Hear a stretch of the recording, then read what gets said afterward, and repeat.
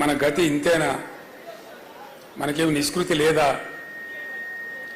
ఎవరు కూడా చెప్పలేని పరిస్థితి. ఒక పరిహాసాస్పదంగా తెలంగాణ అంశం మారిన పరిస్థితి.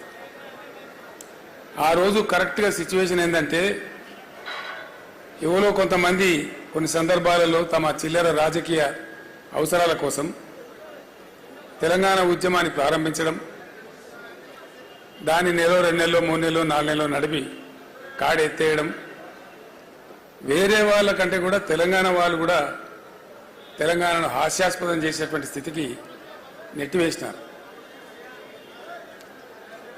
ఆ బాబు ఆ ఫోటో ఉండి అమ్మా తర్వాత తీసుకున్నాడు, పట్టుకోను, ఈ టైంలో కాదు కదా, ఆ ఫోటో అక్కడ పెట్టుకో,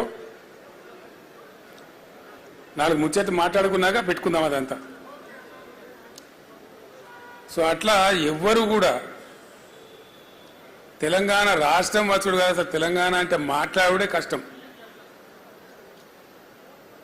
ప్రణయ భాస్కర్ అనే ఒక ఎమ్మెల్యే శాసనసభలో తెలంగాణ అంటే స్పీకర్, ఆనాడు ఉన్నటువంటి స్పీకర్, మీరు తెలంగాణ అనే పదమే మాట్లాడకూడదండి, వెనుకబడిన ప్రాంతం అని మాట్లాడండి అని, తెలంగాణ అనకూడదు అని స్పీకర్ స్థానం నుంచి ఉత్తర్వులు జారీ చేసేటువంటి దుస్థితి.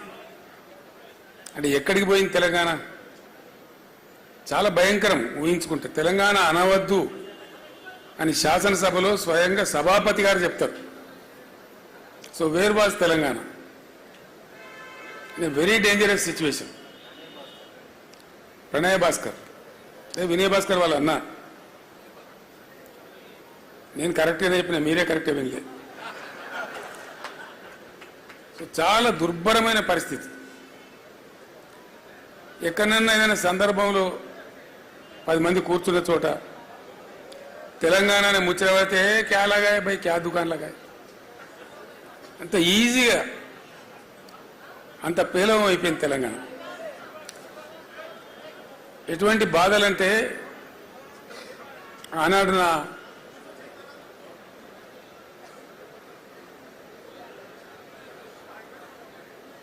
అడ్వైజర్గా, సహచరునిగా రాజీ లేని పోరాటం చేసినటువంటి మాన్యులు స్వర్గీయ జయశంకర్ గారు నాతో పాటు ఉండేది. అనుక్షణం ప్రతిక్షణం ఉండేది నాతో పాటు, అన్ని సందర్భాలలో ఉండేది. ఆయన ఎంత గొప్పవాడంటే, చాలామంది జీవితంలో చాలా పనులు చేస్తారు, ఏదో ఒక స్టేజ్లో రాజీ పడిపోతారు. ఎందుకు పడతారో తెలియదు. కఠోరమైన సిద్ధాంతాలు నమ్మినటువంటి కొంతమంది పెద్దలు కూడా ఒక సందర్భం వచ్చేటప్పటికీ ఆ సిద్ధాంతాన్ని పక్కకు పెట్టి కూడా కొన్ని పనులు చేస్తారు. ప్రొఫెసర్ జయశంకర్ గారికి ఉన్న ఒక గొప్పతనం ఏంటంటే, ఆయన ఆజన్మ తెలంగాణవాది, ఆజన్మ అన్కాంప్రమైజ్డ్ తెలంగాణ ఫైటర్, అన్డౌటెడ్లీ. ఎందుకంటే ఒక 14-15 ఏళ్ళు సుదీర్ఘంగా ఆయనతో పాటు నేను కలిసి పనిచేసిన కాబట్టి అనేక సందర్భాలలో, ప్రయాణంలో కావచ్చు, ప్రస్థానంలో కావచ్చు, చర్చలలో కావచ్చు, ఎంత గొప్పవాడు ఆయన అంటే ఈ టైంలో నేను ఆయన స్మరించుకోకుండా ఉండలేను. అట్లాంటి మనుషులు అరుదుగా ఉంటారు ప్రపంచంలో. ఎక్కడి నుంచి ప్రారంభమైంది సార్ మీ ప్రస్థానం అంటే, హైదరాబాద్ స్టేట్గా ఉన్నప్పుడు, అక్కడ ఆంధ్ర రాష్ట్రం ఉన్నప్పుడు నిజాం రాజు పెట్టినటువంటి పాఠశాలలు ఉండేవి మన దగ్గర. మల్టీపర్పస్ హై స్కూల్స్ కావచ్చు, మరొకటి కావచ్చు. మర్కజీ స్కూల్ అని ఒకటి ఉండేది వరంగల్ టౌన్లో. ఆ మర్కజీ స్కూల్లో ఆయన విద్యార్థిగా ఉండే టైంలో ఆంధ్ర ప్రాంతం నుంచి ఉన్నటువంటి ఆనాటి అయ్యదేవర కాళేశ్వరరావు వగైరా వగైరా వ్యక్తులు వచ్చి తెలంగాణ ప్రజలను మానసికంగా సిద్ధం చేయడానికి కొన్ని ప్రయత్నాలు చేసేవాళ్ళు.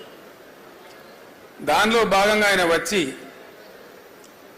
మీ తెలంగాణ భాష మొత్తం చెడిపోయింది, కులిపోయింది, మీ తెలంగాణ భాషలో బాగా ఉర్దూ ఉంటుంది, మీది స్వచ్ఛమైన తెలుగు కాదు, అని ఒక హేళన చేసినట్టుగా మాట్లాడుతూ మీరు సంస్కరించబడాలి, మిమ్మల్ని సంస్కరించడానికి మేము ఆంధ్ర ప్రాంతం నుంచి వస్తాం అంటే వీళ్ళు లేచి జై తెలంగాణ అని చెప్పి పిడికిలు బిగించి రాళ్ళు